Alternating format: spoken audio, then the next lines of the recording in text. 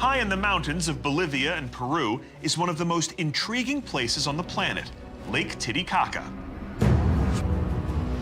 It's the largest lake in South America and the highest navigable body of water in the world.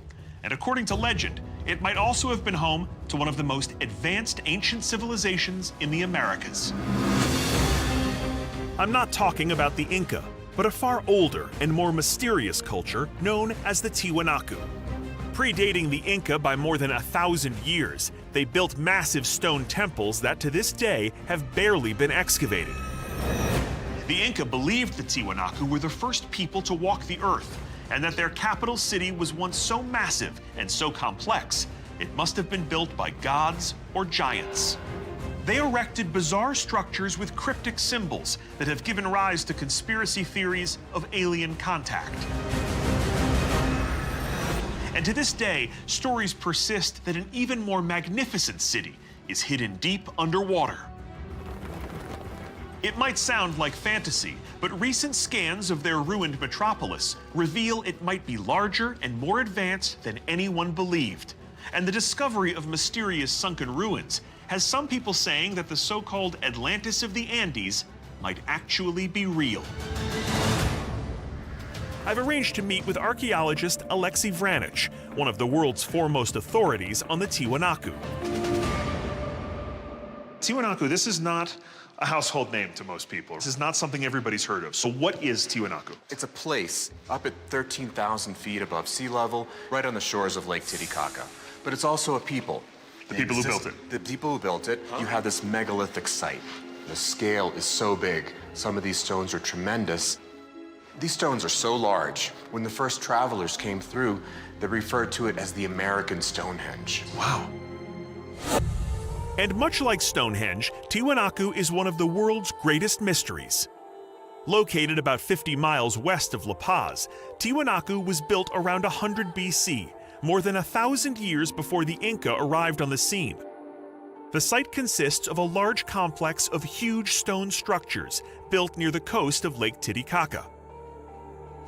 You look at it and you think, where did this come from? Why did they build it in this place? It's in the middle of nowhere. You go there and there's just nothing, which has given rise to a lot of wild theories. The ruins feature cryptic gateways, otherworldly carvings, and impossibly large walls, leading conspiracy theorists to claim the site must have been built with alien assistance.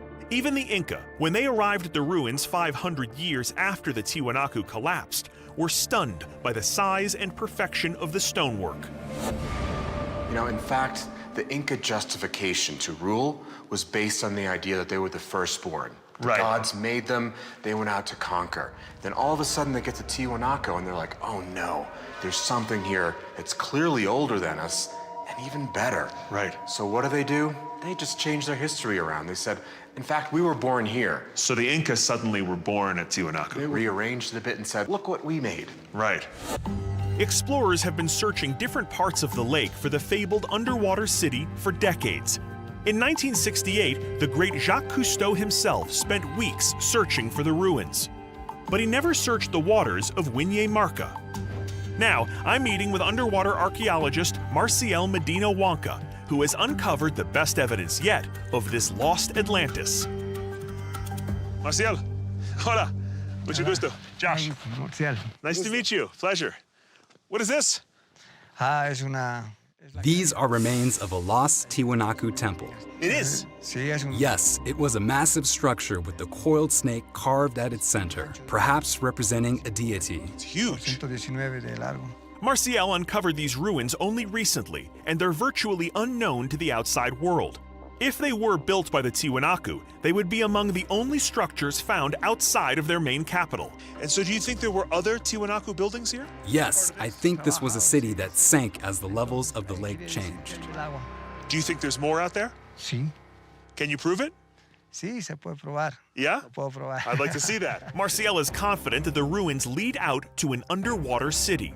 To test his theory, we head to the nearby docks to meet his sonar scanning team, Christ Garine and Rob Veal from Co-Discovery, a company specializing in underwater survey tech. We ready to go? We're all set. All the gear's set. Okay.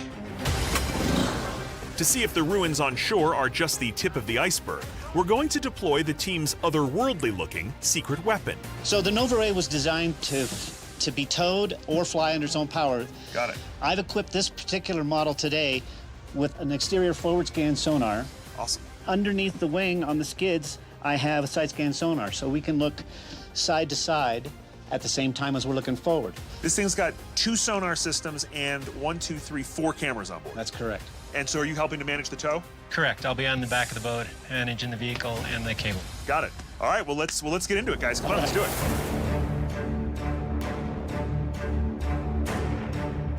We get the unit up and running. There we go. She's in. And monitor the readings coming in as the Nova Ray stitches the data together, painting a detailed picture of the lake bed in real time. Look at that, unbelievable. Marcial, what are we looking for down here? Bueno, lo que estamos buscando es... We're looking for stonework underwater.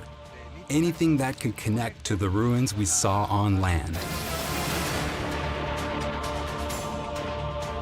At first, all we see is an endless bed of reeds.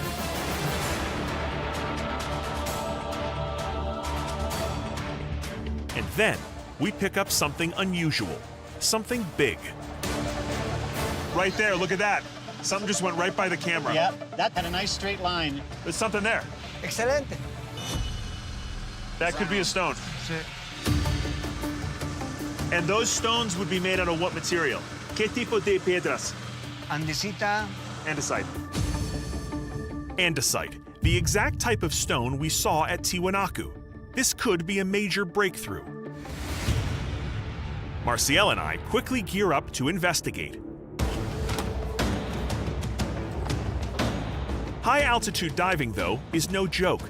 Because we're at 12,500 feet, the pressure underwater is 3 times more intense, which means less time at the bottom.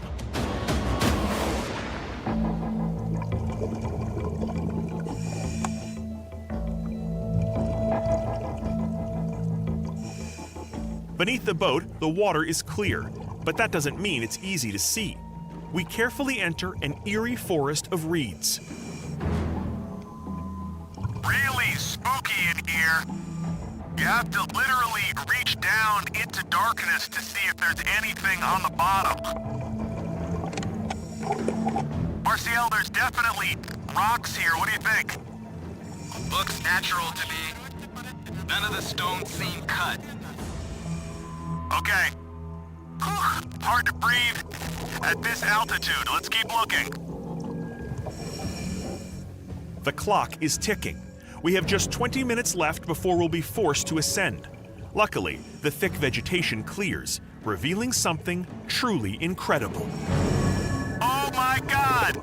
Marcial, look at this!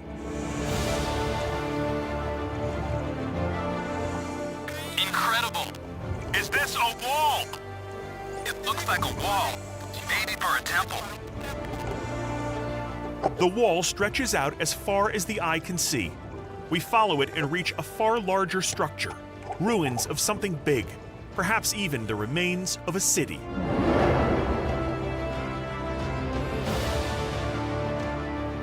There are multiple buildings down here. Amazing.